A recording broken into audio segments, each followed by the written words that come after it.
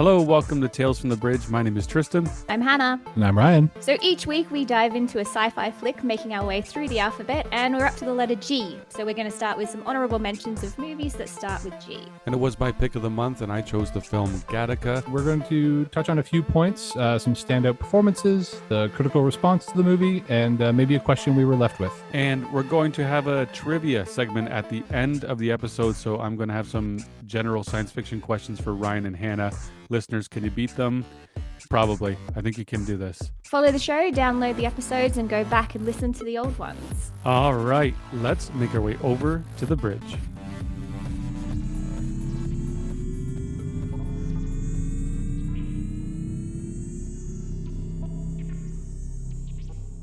So G was actually a little bit tough, honestly. It felt like a little bit of slim pickings, but I ended up landing on a childhood favorite, which is just in general a childhood favorite, not even just my favorite sci-fi, but favorite movie, was Ghostbusters.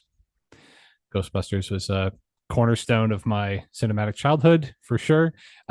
It walks the line for sure, but the technology I think definitely puts it into the sci-fi category if it has to be in a category, because it's kind of too funny to be horror and not really a fantasy. So we'll go with sci-fi. But yeah, it was a huge influence on me as a kid. I've watched all of them since the first one came out, but the first one still rings very true in my heart. So are we just saying the first and second one, or are we saying the whole Ghostbusters franchise?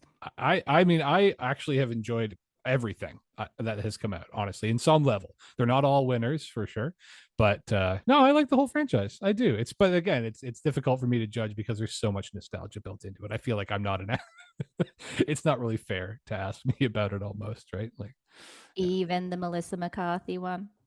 Yeah, sure. Even that one. That's a true fan. He's a true fan. Okay. But similar to our Jurassic Park conversation earlier, I will watch anything Jurassic Park, even if it's a terrible mess. Which would be a kind thing to say about that film. Indeed. I don't know. I'm not sure if I'm going to let it pass as a sci-fi. It's paranormal, right? Which is fantasy, but I get the technology, like the whole it's a good point. Yeah, it's all I've really got, honestly. I was running through that list, and yeah. Anyway, we're in some sparse territory letter-wise right now, anyway. So look, we gotta. At one point, I was considering Gemini Man. That's how bleak things got. I was like, am I really? I mean, it's Ang Lee. There's surely something to talk about here, but I couldn't even remember it from reading the synopsis. So I was like, okay, that's a hard pass, I think.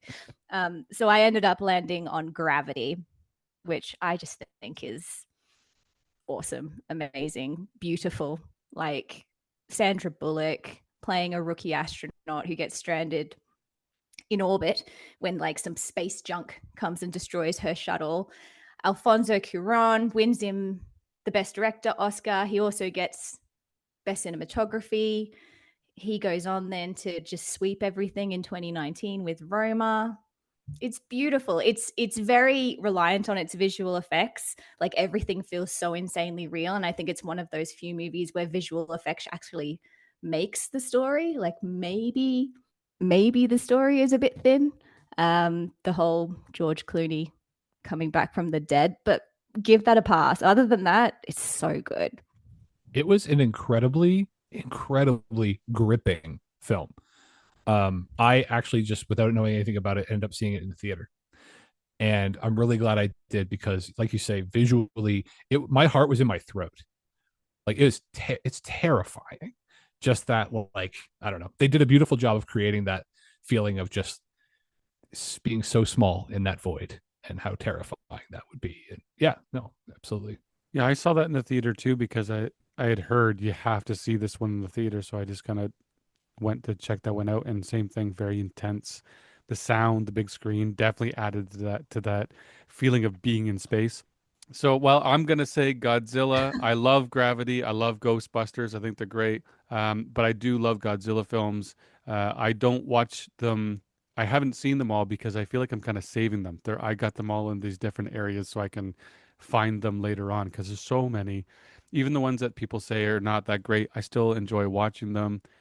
I think that I think the plot is not that important. It's more about the little the characters and what the characters are going through in those films, even the ones from the original is my favorite, but the 60s and 70s, they're just funny and goofy, but they're always genuine. I always feel what the filmmakers are trying to do. And yeah, and I think that they always have a bigger meaning behind them that you don't really think would be there with a Godzilla film, or a lot of people that don't watch them wouldn't really note, but they are there and the meaning is there. And I really like the latest one, Godzilla minus one. I thought minus one was fantastic. I've heard mixed things about it, but I really enjoyed it. Yeah, no, I also enjoyed minus one, but I also agree that it's not a sci-fi movie. But again, having gone through that list of G sci-fi movie recommendations, I do also appreciate that again it was sparse. So Yeah, we'll what's going on give here? you give you a Okay, pass on that. I'm gonna change mine. I'm choosing The Godfather. Just kidding. All right, so it was my pick for the film of the month, and it's the letter G, and I chose Gattaca. So I had not seen this film in a very long time, probably 20 years, maybe a bit more. I can't really remember when I saw it last. I definitely remember watching it when it came out in 1997, when it was on VHS. I really liked it. I would have been 14, and I thought it was great. I thought it was cool. Maybe because I was 14, it was appealing because it was a mature story, but it also wasn't overly violent. There was no gratuitous sex. It was basically, well, it's PG-13. So it just felt for a 14-year-old the most mature sci-fi film that maybe I had seen at the time that I can recall. So I did enjoy it a lot. Now, 20 years later, I watched it and I watched it with Hannah.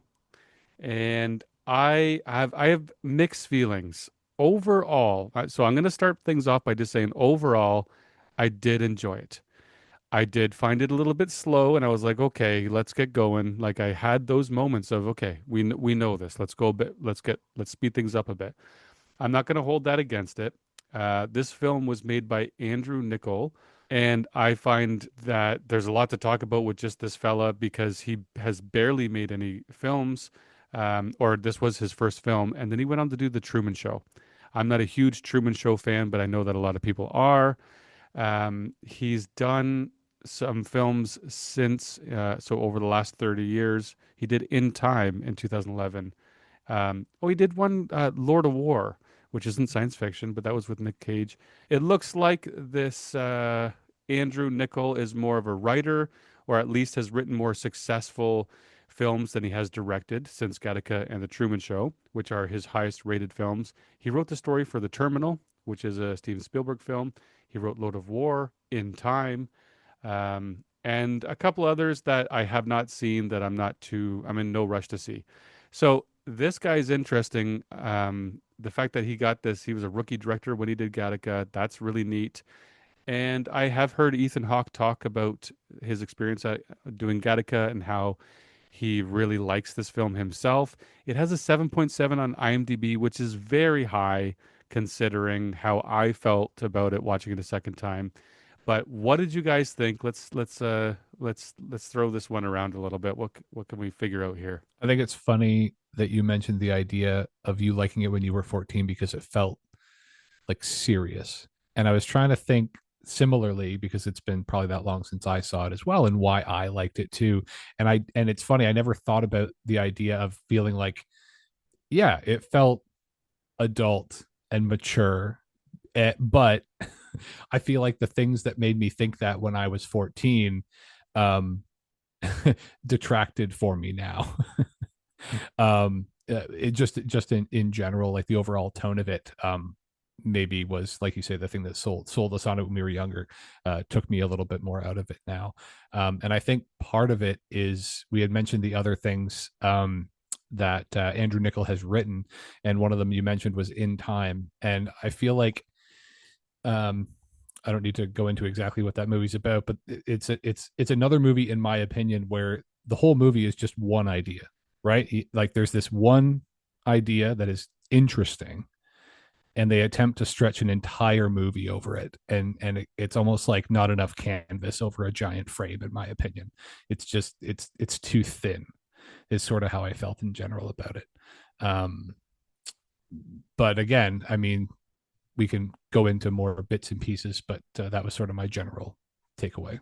Yeah, I think I agree. I was unlike you guys, I was going into this blind. I'd never seen this before, and all I knew about it was the IMDb synopsis, um, which we should probably share with our listeners. So essentially, Ethan Hawke plays a genetically inferior man, which from the get go, come on. You want me to believe that he's genetic? Okay, whatever. In a world, it's in a not too distant future where as parents, you can kind of choose the genetic structure that your child is going to have so that everybody's basically genetically far superior. However, Ethan Hawke is a pure born, no genetic tampering. And so he's trying to succeed in a future where everything is based on your genetic makeup, all of your achievements. And so he's kind of, what do we say, fooling? It's a He's they trying, refer to it He's as he's a fraud. fraud. He's Yeah. fraudulent. So yeah. yeah. So he's a fraud. He's trying to appear as though he's genetically superior so that he can fulfill his dream of going to the stars, going to space.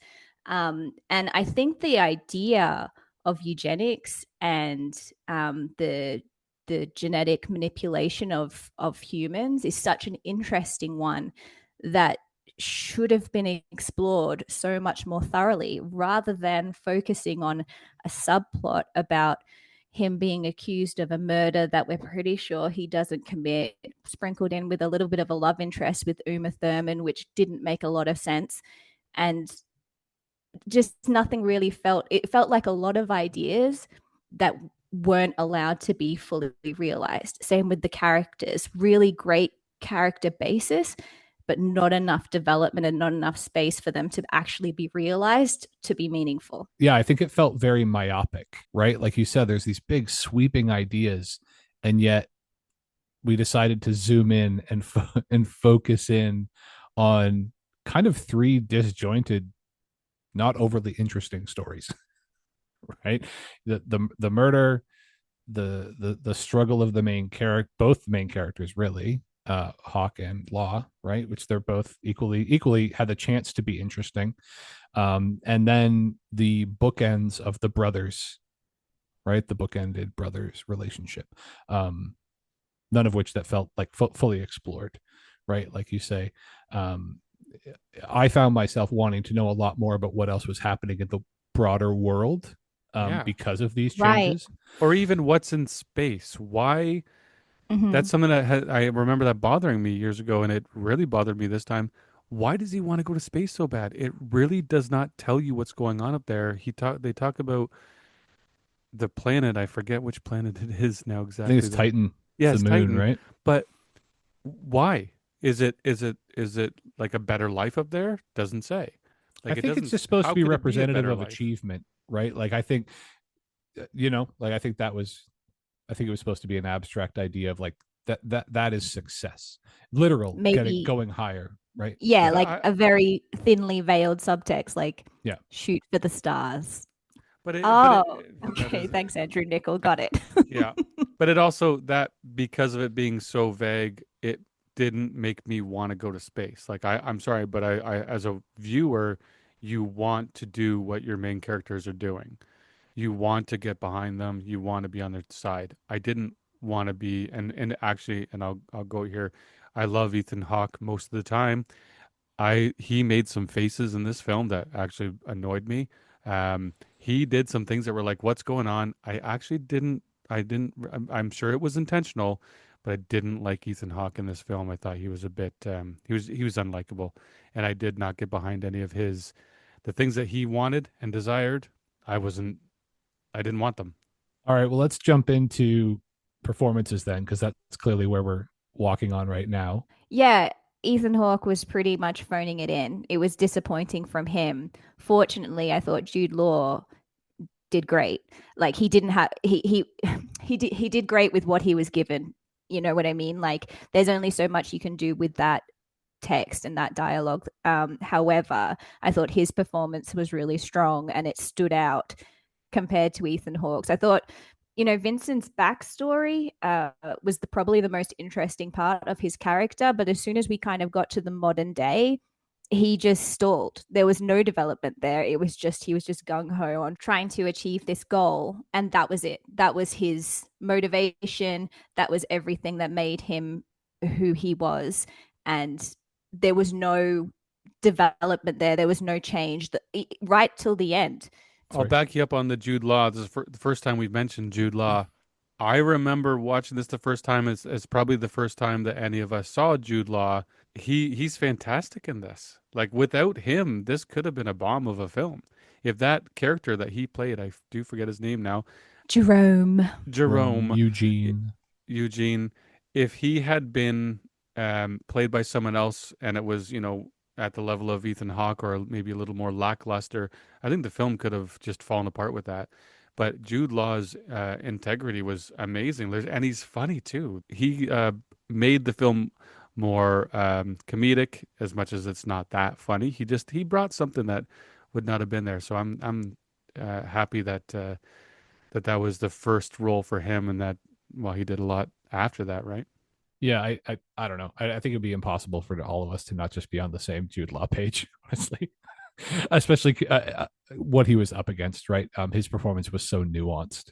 He brought a level of kind of humanity to it, and a development in the relationship where at the end it was very touching. Like he really felt for Vincent, right? You could feel that. Like at first he was kind of bitter and cold and alcoholic, and he played that really well, and then he sort of softens up a bit and sort of like he wants Vincent to have the life that he didn't have, and he has accepted what his future is going to be. And it's he really he did he made it he made me care about most of it, which was a pulling a lot of weight there for sure. And then I guess Uma Thurman is there as well. Was She she? sure was She there. was?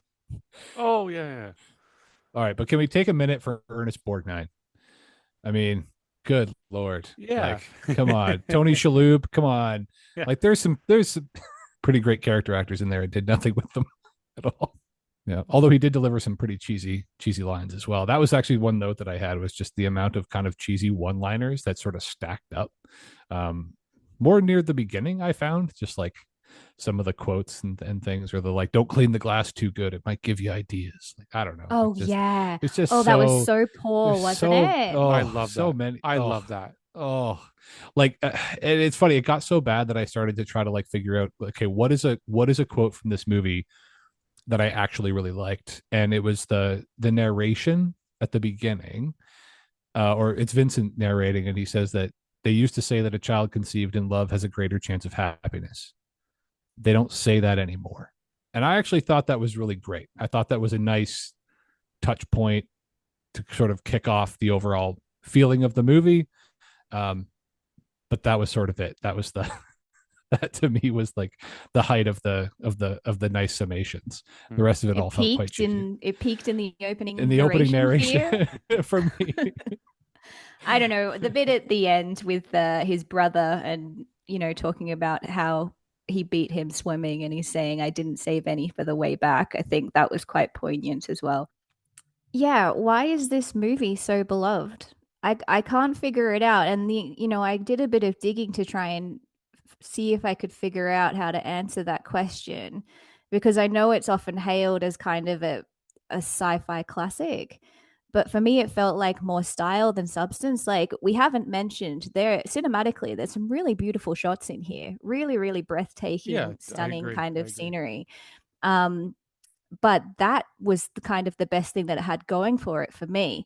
So when I dug a little bit deeper, I found that I think people really enjoyed the idea of the eugenics and about the bioengineering, people's genetic makeup, the discussion of free will versus genetic determinism, nature versus nurture, right? I think that's the thing that resonated with everybody.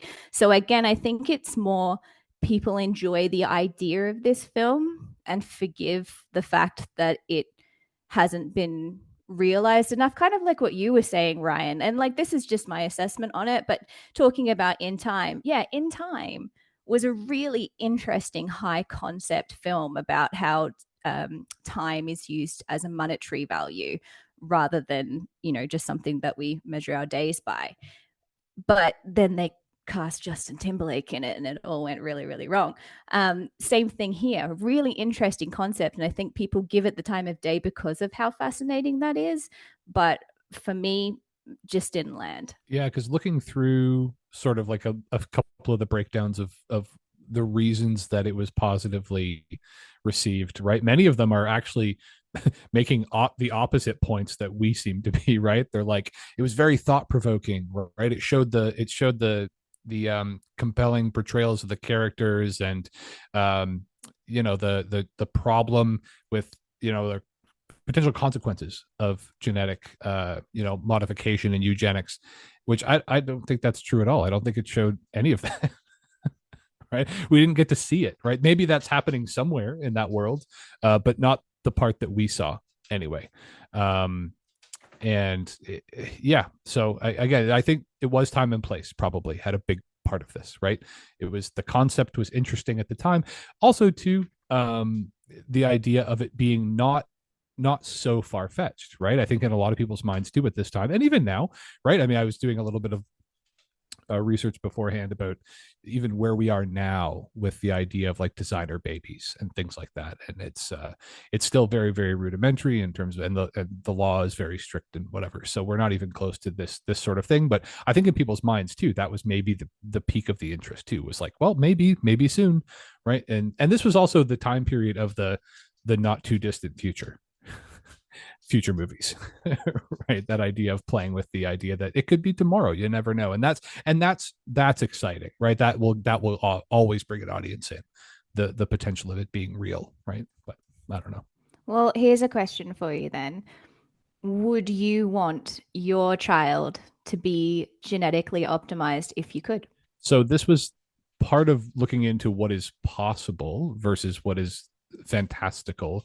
The big focus on it is the idea of being able to select embryos based on certain genetic traits that would prevent passing along genetic defects, like a heart problem, or diabetes, or things like that, right? That can be huge, impacts on their lives, and the ability to scan the embryos for those things. Now, we're not even close to really being able to identify specific diseases and things like that. But if there was ever an opportunity to just maybe remove something that could be detrimental health wise, I guess my argument would be, sure, that would be great. But then there's just so many other pieces of that domino effects that we don't understand what that could then mean, so it's difficult to say. I mean, we as a parent, you always want to give your kid the biggest leg up you can, right? We do that in so many ways, and if it was possible to do that in this way, yeah, I probably would, if I knew that it would, if I could give them 20 more years, 30 more years, whatever. I'd like to think that that's the way I would go, but of course that thought in the back of my mind is always there, of like, but what else is that doing? Hannah, did you have a question you were left with? Mine's so much more shallow. I just don't understand Uma Thurman's character at all. Like, she's the love interest, I got it, but like, what's going on with her? Like, where's her backstory? Where's her motivation? Like, she seemed so out to get Vincent, but then also so ready to fall in love with him. She was really two-dimensional, and whatever chemistry her and Ethan Hawke have, they were clearly saving it for off camera, because I just felt like there was nothing. It was not happening. I wondered, by the time they hooked up, it was like, oh, really? That there was nothing that showed me that you two were starting to even like each other. Maybe I'm giving them too much credit, but the piece that I thought about after, because I similarly was like, it felt very tacked on, right? It was almost like, yeah, we need a love interest, let's throw this in. But yeah, the only thing that I possibly thought was when she's going through his stuff and she gets the hair and she gets him tested and whatever, is that I was given the impression that she is sort of dubious of him the whole time, but hopeful that maybe he, like her, is not perfect, but is still achieving, right? Because that was kind of her thing, right? It was like she did get almost where she wanted to be. She was like just within touching distance of being the person and the place she wanted to be, but because of her genetic defect, she knew she would never get there. And I wondered if she was looking for kinship in that with him.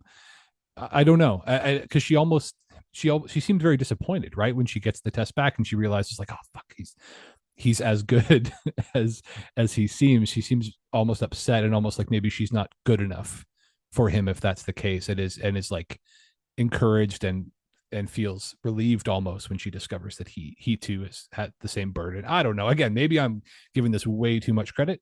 But it was after the fact, the more I thought about their interaction, I wondered if maybe that was the intention, but I don't know. Maybe not. No, I think that makes sense. And I think that, again, that idea of even if you have been genetically modified to be superior, that things still won't be perfect for you. I mean, that's what Jude Law's character is all about, right? He was the best, but he was still only ever second. Uma Thurman's got this thing. Okay, let's explore it more thoroughly. There was just too many things just stuck to the wall and trying to see what sticks, and it just didn't land. We highly recommend watching this film. The thing is, it's not a bad film. It's just like, eh. But it also makes you wonder about film, and like, oh, how did this get made? How is it? Wow. Oh, that's my question. I remembered it. So this is Andrew Nichols' first script that he gets made. It's his directorial debut.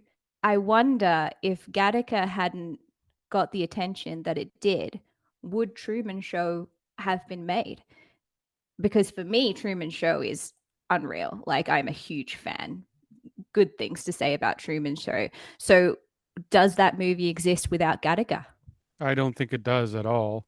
I think that this Andrew Nichol showed that he knew how to direct. He knew how to make a script that was decent enough, but he also directed a good film.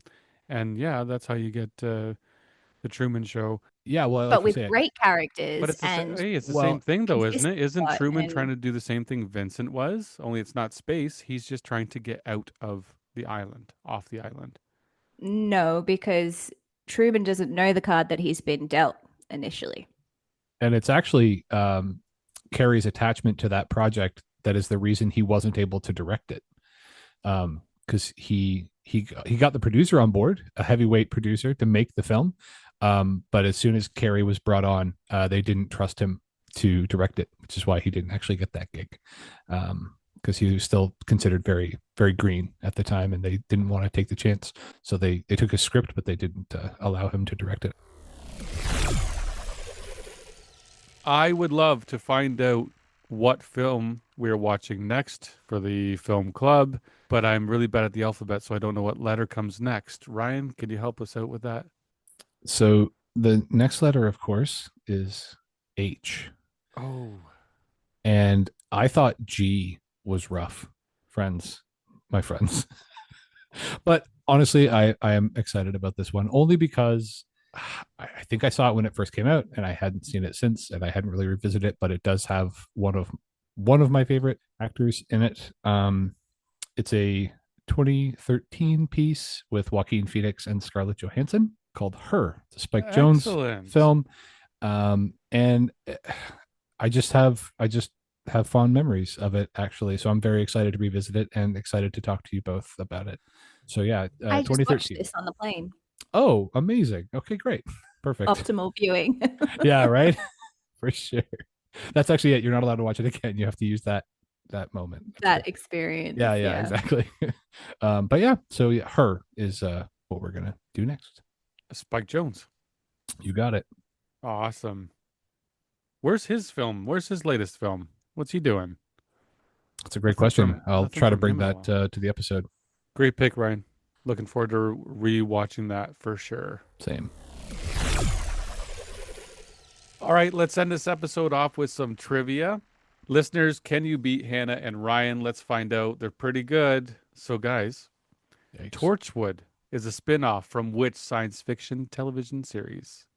I feel like I know this. Is it Doctor Who? It is Doctor Who, but I could tell a I didn't listener, know there's that. a bunch of listeners that got that before you.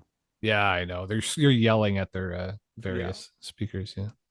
Totally. Which of these dwarves was not a member of Thorin Oakenshield's company in Tolkien's novel The Hobbit?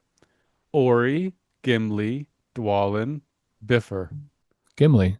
Yeah, that was easy. Come on, man. Yeah. What are you doing? Didn't even bother to answer. You guys are going deep nerd here, and like, no this one- offense, this I one- respect it, but This one, I not just me. thought of this one because of we were talking about Ghostbusters earlier. The real Ghostbusters was an animated TV show from 1986 to 91. And there's a guy named, well, actually, I'm not going to tell you his name because that's the trivia question. There's a fella who wrote a bunch of the episodes of the real Ghostbusters, the animated Ghostbusters show. And he also created Babylon 5, the television series. Who is it? It's J. Michael Straczynski, guys. Come on. Yeah, that doesn't. Yeah, sorry, man. Nope, not my wheelhouse, bud. Yeah, after I just complained about you going deep nerd. Yeah, and you then... Babylon. You're like, no, wait. I got a Babylon 5 question. It'll be fine. What was the real name of Sylar, the character portrayed by Zachary Quinto in Heroes? Gordon Gray, Guy Gray, Gerald Gray, or Gabriel Gray? Gabriel, I think. For the listeners at home, Tristan is adjusting his old man glasses and pushing the book far away from his face so he can properly read. It's Gabriel. And It's Gabriel. It's like my dad reading a menu. it was so like the suspense. Amazing. Such a good build up. Masterful. Who says this? Hokey religions and ancient weapons are no match for a good blaster at your side, kid. Han Solo? Hana Solo. I do not accept. Which dimension did Buckaroo Banzai adventure across? 6? I don't know. It's the 8th. 208. That would have been- That was anticlimactic. That wasn't enough. I need more.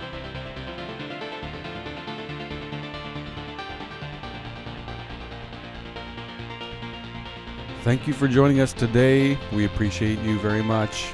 Join us next time. We'll be on a book club episode. Much more to come from Tales from the Bridge. Until next time.